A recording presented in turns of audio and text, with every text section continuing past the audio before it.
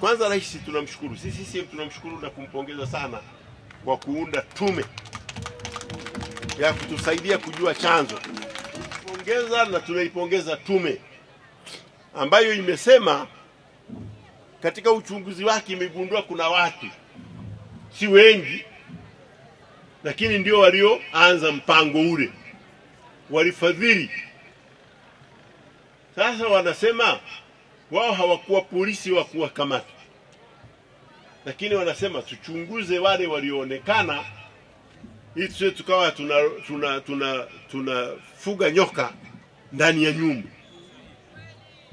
Sasa kumbe kweli wanasema watu wamekufa. Mimi nani anafurahia kufa watu? Labda uwe na wewe akili yako imeharibika kama unasherehekea kufa watu. Wote tunapinga mauaji, lakini nani amesababisha? Alafu wale walioko wengine kama tunawahisi ndio tena wanataka kutufundisha namna ya kufanya.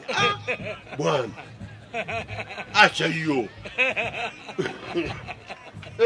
Mtufundishe, vurugu mwanzishe nyie, na namna ya kumaliza mgogoro mtupe nyinyi. Hapana, mimi sijasema jina la mtu, lakini wenye kujua hayo mambo jijua, waache jinai ichunguzwe.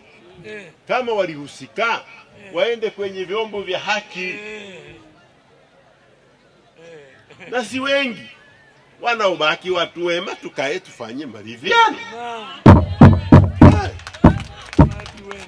Watu wema, mnaweza kuwa mnatofautiana mawazo, lakini ni watu wema tu.